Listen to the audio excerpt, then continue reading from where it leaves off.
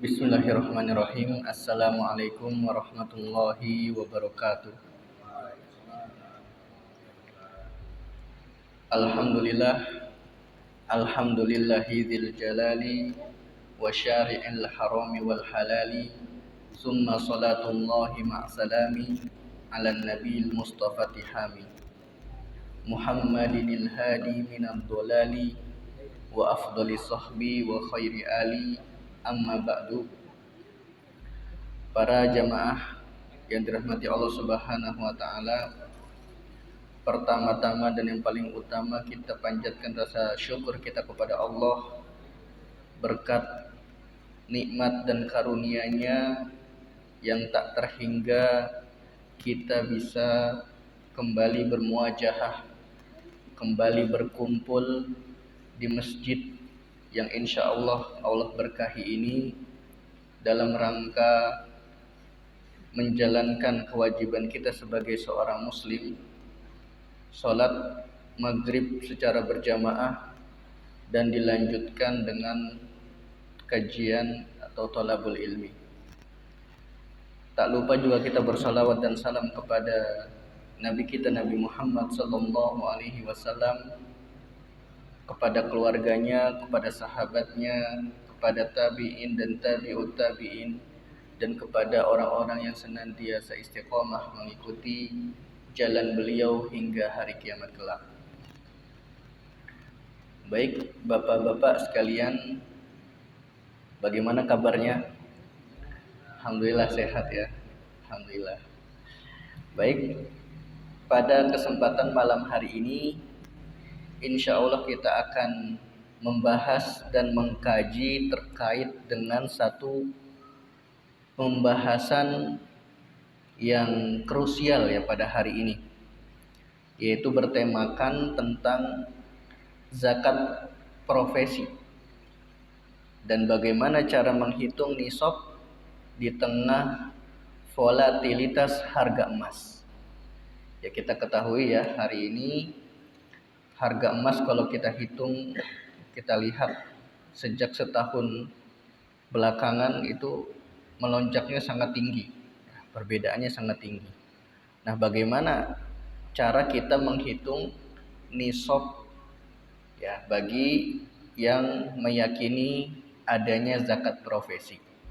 Ya, jadi disclaimer dulu ya ikhwan sekalian, bahwa zakat profesi ini adalah permasalahan yang diperselisihkan oleh para ulama terkait dengan apakah zakat profesi itu ada atau tidak.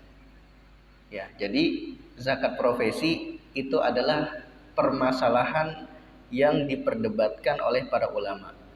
Dan pada malam hari ini insya Allah kita akan kaji secara netral. Ya, kita akan kaji dari dua sudut pandang. Apa alasan ulama yang tidak melihat adanya zakat profesi, dan apa alasan dan dalil ulama yang mengatakan zakat profesi itu ada. Nah, yang pertama kita akan membahas terkait dengan definisi zakat profesi. Salah seorang ulama kontemporer yang bernama Syekh Yusuf Al-Qaradawi, beliau adalah salah satu ulama yang mempopulerkan zakat profesi di dalam kitab beliau yang bernama Fiqhuz Zakah. Ya, jadi yang pertama kali, termasuk yang pertama kali mempopulerkan zakat profesi ya, secara internasional itu adalah Syekh Yusuf Al-Qaradawi.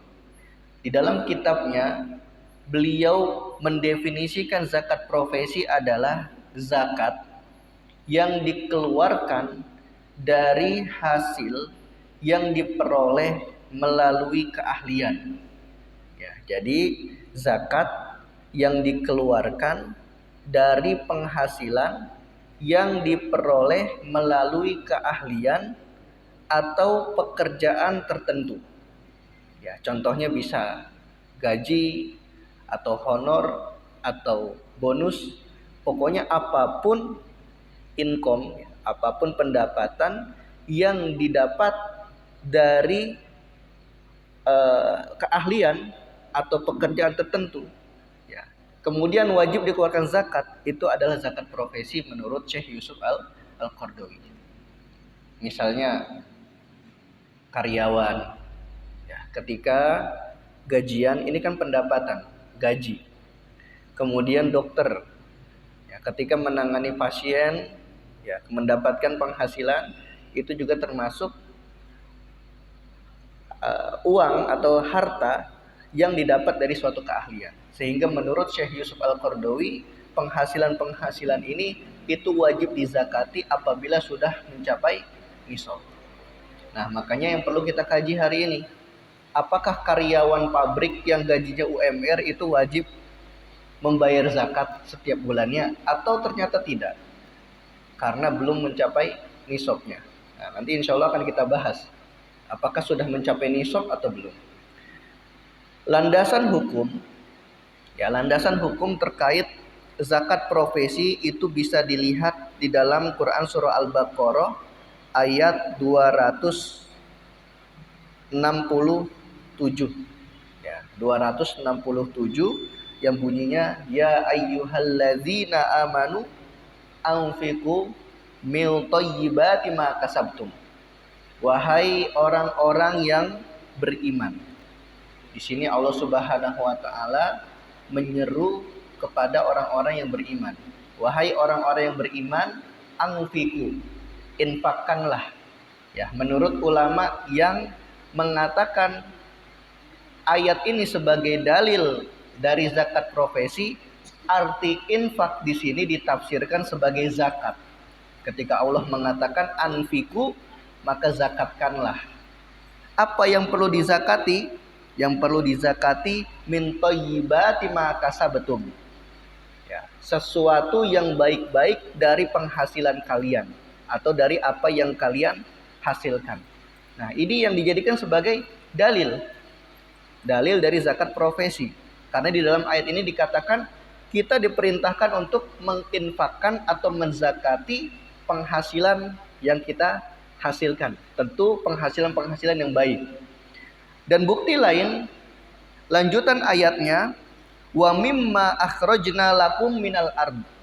Dan apa yang telah kami keluarkan, kami tumbuhkan di bumi ini untuk kalian. Dan ini sebagai dalil zakat ziro'ah, zakat tani, ya, zakat pertanian. Artinya ayat ini masih berbicara tentang zakat, karena ada perintah untuk menzakati hasil tani. Otomatis maka sabtum tadi, kalimat maka sabtum, apa yang kalian hasilkan, itu juga diartikan sebagai profesi apapun secara umum, ya, mau dia petani, mau dia dokter, ya, mau dia guru, mau dia karyawan, pokoknya apapun penghasilan, menurut ayat ini, ya, perintahnya adalah anfiku, yaitu zakatkanlah. Nah, nanti kita akan lihat dari sudut pandang ulama lain yang berpendapat tidak ada zakat profesi. Ya, tapi dalilnya adalah surah Al-Baqarah ayat 267. Dan ini dalil yang dikemukakan juga oleh Syekh Yusuf Al-Qaradawi di dalam kitab beliau. Nah, kemudian terkait dengan hukum.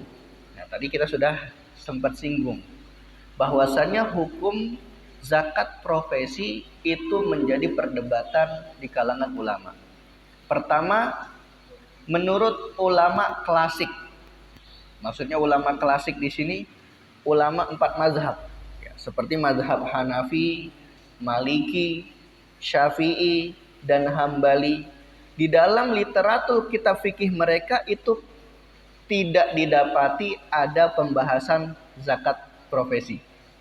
Ya, jadi menurut fikih 4 mazhab, zakat profesi itu tidak ada. Ya, di dalam kitab-kitab fikih 4 mazhab itu tidak didapati. Kenapa? Karena alasannya menurut mereka zakat itu, ya, zakat mal khususnya, wajib dizakati apabila sudah memenuhi syarat. Ya, apa saja syaratnya itu nanti akan kita bahas. Nah, mereka berargumen ya, argumennya pendapat mereka bahwa di zaman Nabi itu tidak ada ketentuan zakat atas gaji atau honor secara langsung. Ya, ini alasan menurut pandangan fikih 4 mazhab. Ya, fikih 4 mazhab Hanafi, Maliki, Syafi'i dan Hambali berpendapat zakat profesi itu enggak ada. Kenapa? Yang pertama alasannya di zaman Nabi tidak ada perintah ya untuk membayar zakat secara langsung dari penghasilan profesi yang dikerjakan. Ya. Maka dari itu disebutkan zakat hanya dikenakan pada harta yang mengendap. Ya, menurut fikih 4 mazhab, zakat mal itu khusus ya diwajibkan untuk harta yang sifatnya itu mengendap dan sifatnya berkembang selama 1 tahun atau kita sebut haul.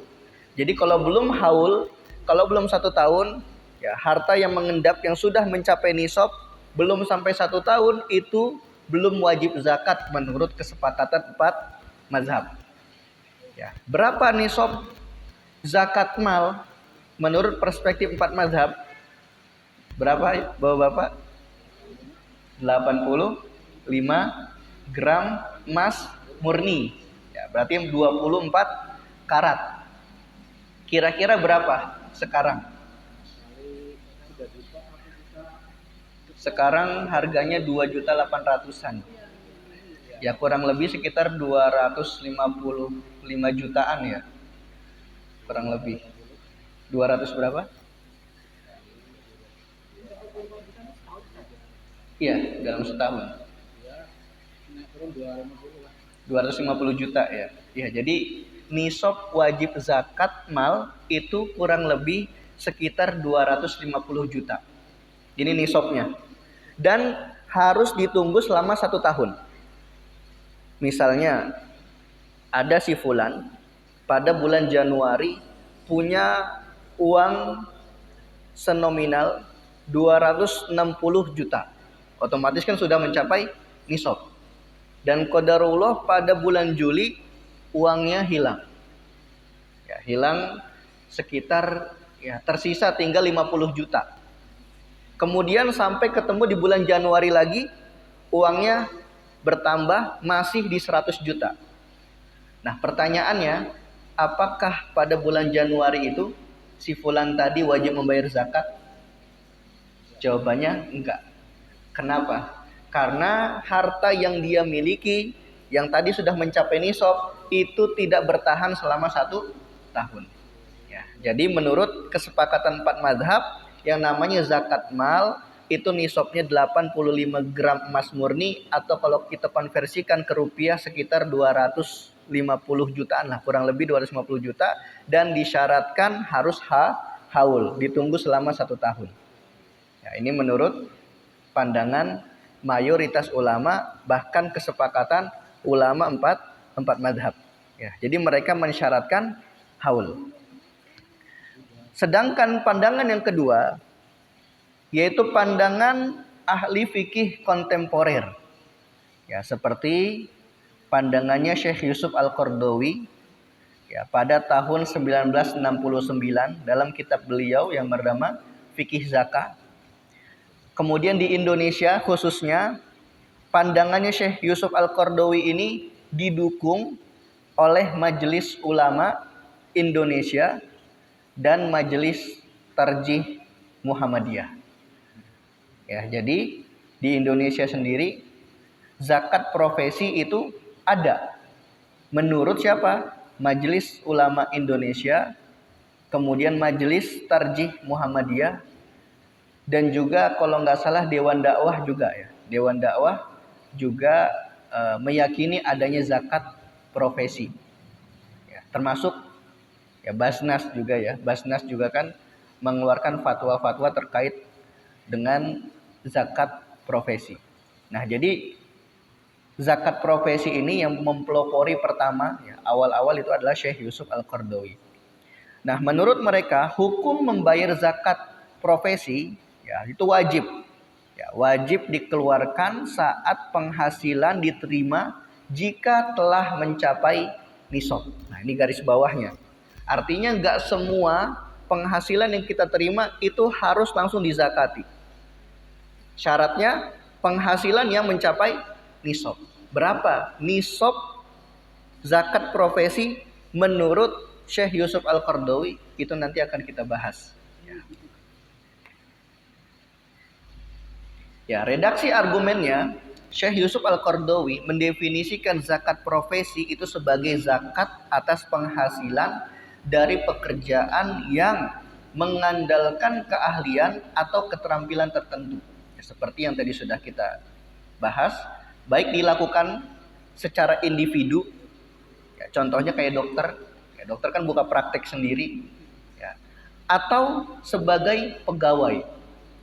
Jadi zakat profesi ini kalau melihat dari definisinya Syekh Yusuf Al-Qaradawi berlaku secara umum. Pokoknya penghasilan apapun yang sudah mencapai nisab, ya, dari keahlian atau keterampilan seseorang, baik dilakukan secara individu atau bersama-sama.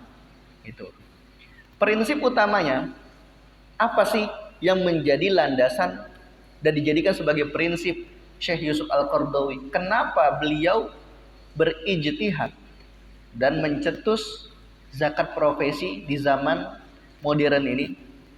Ya, prinsip utamanya adalah keadilan sosial.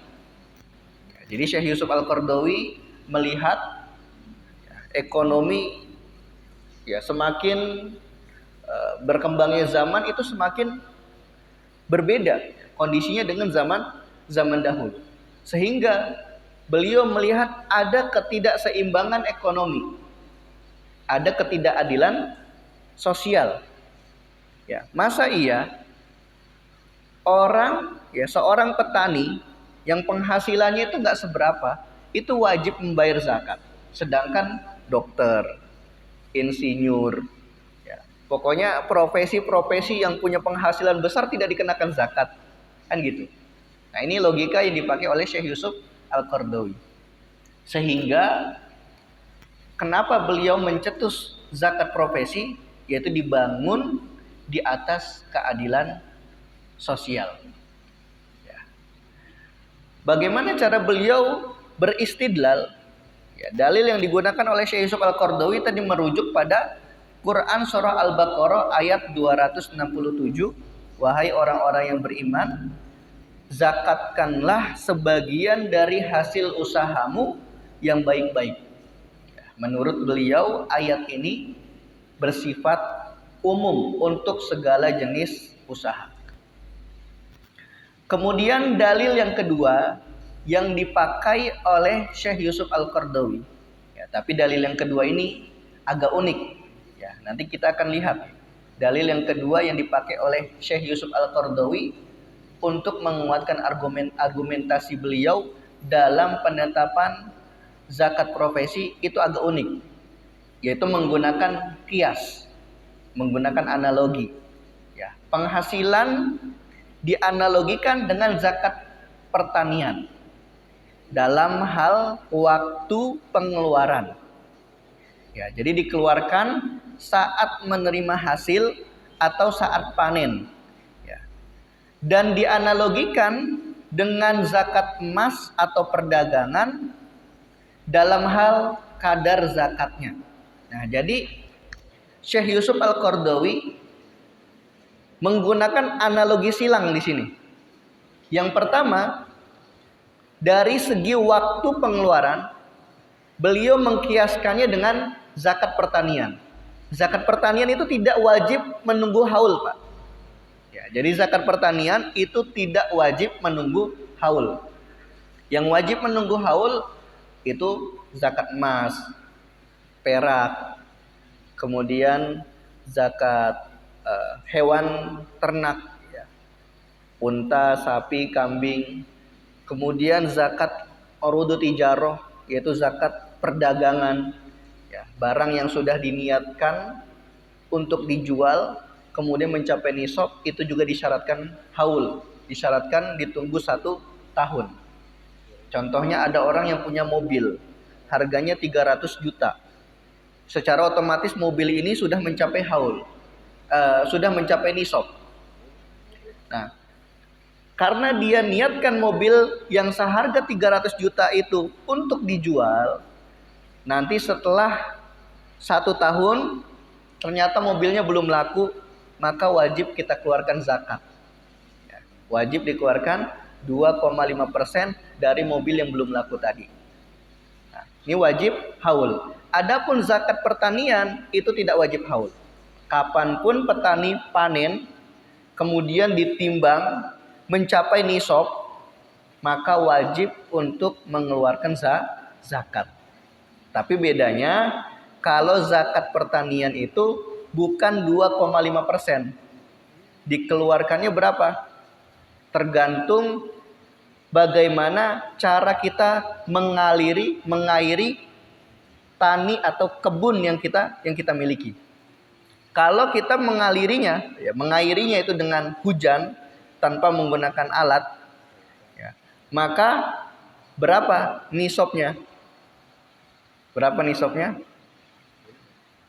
5%. Ya. Nisabnya 5%. Adapun kalau kita mengairi pertanian itu menggunakan alat, maka nisabnya 10%. Nah, itu berbeda ya. Jadi bukan 2,5%. Zakat pertanian itu bukan 2,5%, tapi tergantung dari bagaimana cara kita mengairi pertanian tersebut. Makanya Syekh Yusuf Al-Qaradawi dalam hal mengeluarkan zakat itu tidak mengkiaskan dengan pertanian, karena sangat besar. Ya, 5%, 10%, dan juga kan profesi kayak dokter, insinyur itu tidak perlu dibedakan antara hujan dan tidak, ya, menggunakan air hujan atau tidak, itu tidak perlu. Berbeda dengan zakat pertanian yang memang membutuhkan air, ya, membutuhkan pengairan. Oleh sebab itu Syekh Yusuf Al-Qaradawi dalam masalah ini berbeda dengan gurunya. Beliau punya guru namanya Ahmad Al-Ghazali. Ini juga termasuk ulama Mesir yang berpendapat adanya zakat profesi. Hanya berbeda dengan Syekh Yusuf Al-Qaradawi. Kalau Syekh Yusuf Al-Qaradawi dalam hal mengeluarkan zakat 2,5% itu dikiaskan dengan emas dan perak. Sedangkan gurunya Ahmad Al-Ghazali tetap, kata beliau, ya, dikeluarkan sesuai dengan zakat pertanian, yaitu sekitar 5%. Dan juga nisabnya sama. Ya, nisabnya sama seperti nisab zakat pertanian. Berapa zakat pertanian nisabnya? Sekitar 635 kilo. Ya, 635 kilogram. Ya, misalnya hari ini beras kita hitung, kita anggaplah beras hari ini yang 1 kilonya itu 14.500. Ya, kalau kita kalikan 635, ya kurang lebih sekitar 9 jutaan ya. Kurang lebih sekitar 9.200.000. Nah, berarti kalau kita mau menggunakan pendapatnya gurunya Syekh Yusuf Al-Qaradawi, zakat profesi itu diwajibkan bagi karyawan yang penghasilan sebulannya itu 9.200.000. Ya, jadi kalau di bawah itu 7 juta atau UMR itu tidak wajib membayar zakat profesi. Nah, makanya ini yang perlu dikaji. Yang perlu dikaji apa? Yang perlu dikaji itu fatwanya Basnas yang baru-baru, ya, kapan? Berapa bulan yang lalu viral ya. Ya, yang mana Basnas menyatakan gaji 7 juta itu wajib bayar zakat. Pernah dengar ya, Bapak-bapak ya? Gaji 7 juta sudah wajib membayar zakat. Ya, padahal kalau kita lihat tadi ya, berdasarkan nisabnya Ahmad Al-Ghazali, gurunya Syekh Yusuf Al-Qaradawi, dengan mengkiaskan nisabnya dengan nisab pertanian 635 kilo, itu tidak sampai ya. Gaji 7 juta itu belum sampai nih nisab. Sehingga karyawan-karyawan yang gajinya masih di bawah 9 juta itu tidak wajib membayar zakat profesi. Nah, terus bagaimana Ustadz? Kalau kita meninjau dari sisi atau dari sudut pandangnya Syekh Yusuf Al-Qaradawi. Ya, kalau Syekh Yusuf Al-Qaradawi nisabnya itu merujuk pada emas 85 gram. Artinya seorang karyawan yang penghasilan tahunannya itu sekitar 250 jutaan, itulah yang diwajibkan membayar zakat. Berarti 250 juta kalau dibagi 12 berapa tuh? Dibagi 12 jadi per bulannya berapa penghasilannya? Iya. 20 jutaan 800 ya. Iya, 21 jutaan. Nah, berarti kalau kita mau merujuk kepada pandangannya Syekh Yusuf Al-Qaradawi, siapa yang wajib membayar zakat profesi? Mereka yang penghasilan bulanannya 21 juta. Ya, mereka yang penghasilan bulanannya 21 juta. Adapun yang UMR ya masih 5 juta, itu masih jauh. Jadi dari pandangan Syekh Yusuf Al-Qaradawi itu jauh, juga dari pandangan gurunya Syekh Yusuf Al-Qaradawi juga masih jauh, karena tadi gurunya Syekh Yusuf Al-Qaradawi minimal 9 juta. Ya. Adapun kalau Basnas kan menetapkan 7 juta, nanti akan kita kaji. Kenapa kok Basnas menetapkan 7 juta? Karena menjadikan nisab emas 85 gram yang 14 karat. Ya, 14 karat. Nah, sekarang Bapak-bapak bisa hitung. 14 karat hari ini per gramnya itu harganya 1.300.000. Ya. 1.300.000 dikali 85.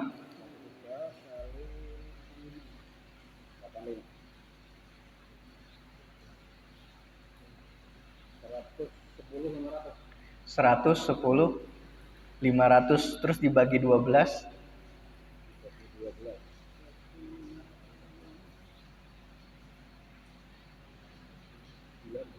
92. Berarti belum mencapai nisab juga. Jadi 7 juta ini juga belum mencapai nisab.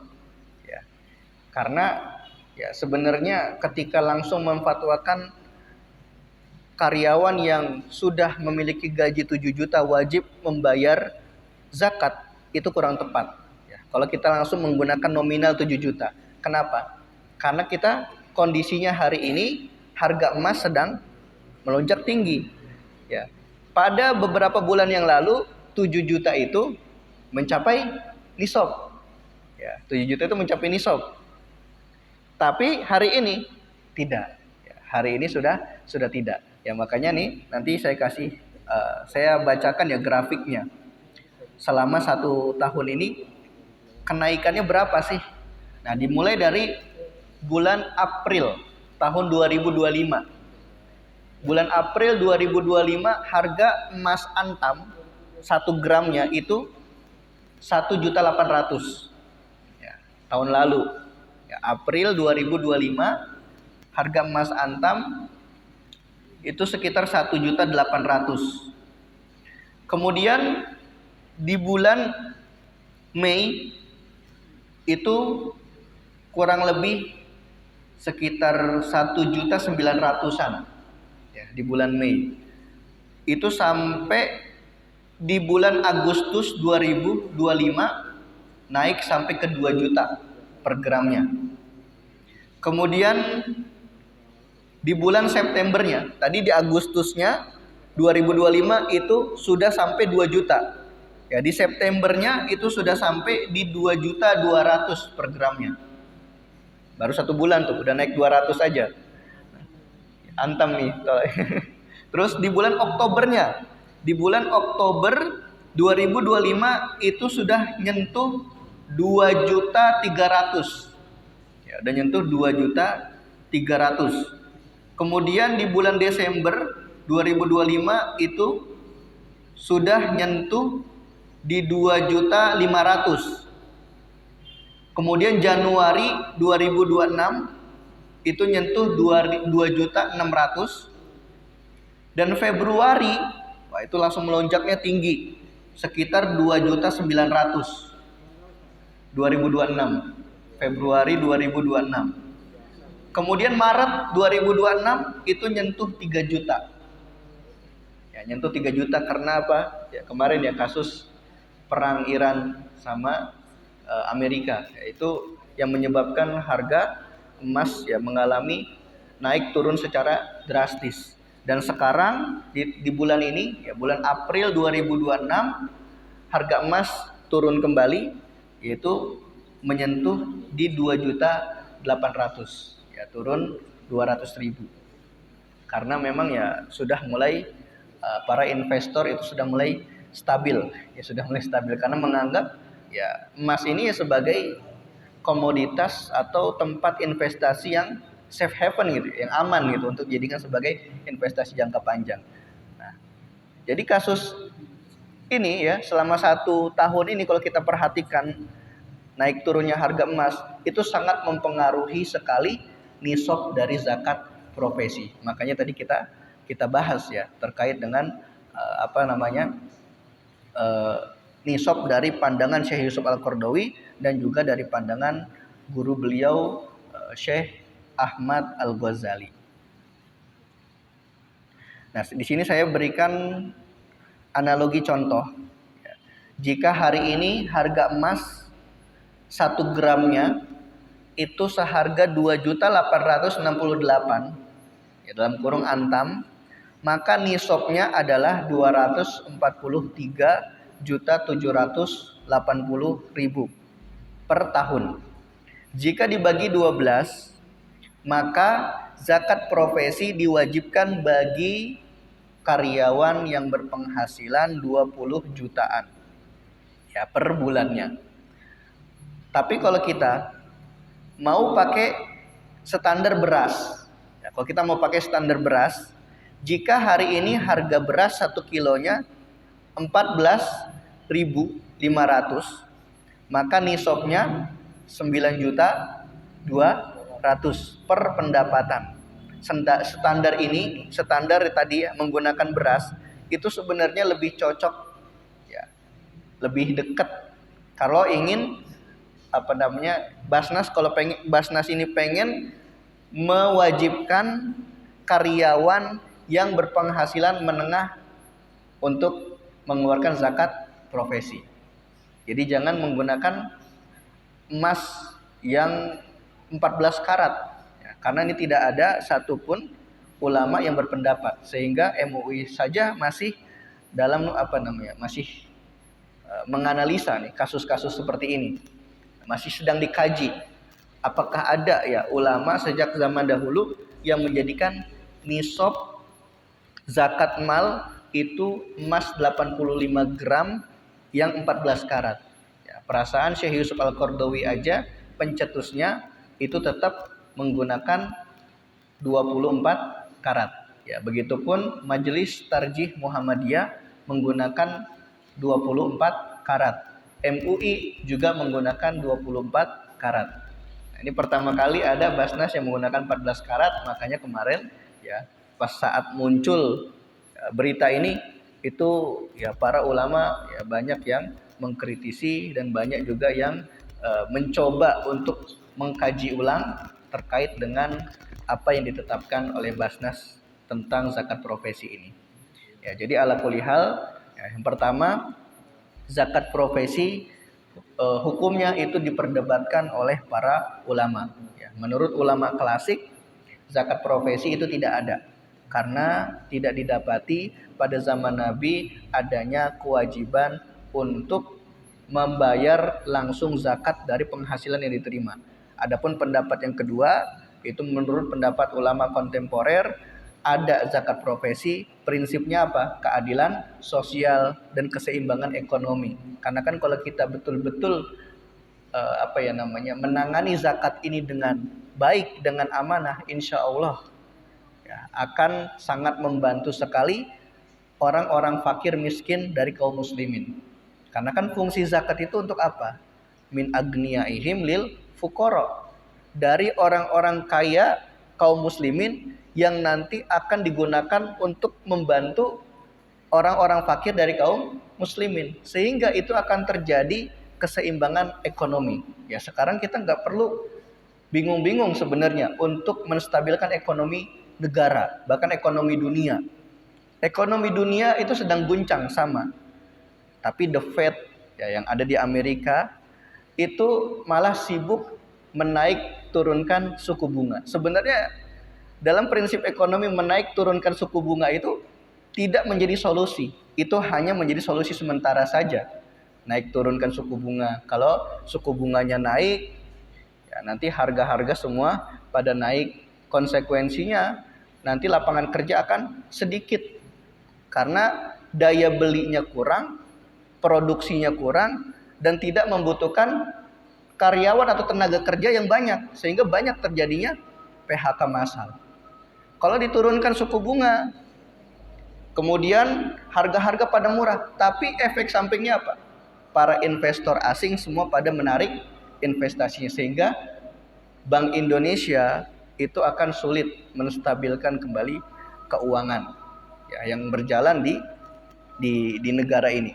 Nah, sehingga oleh sebab itu sebenarnya solusinya adalah ya kembali kepada aturan ekonomi Islam ya, dengan memaksimalkan zakat dan meninggalkan akad-akad ribawi.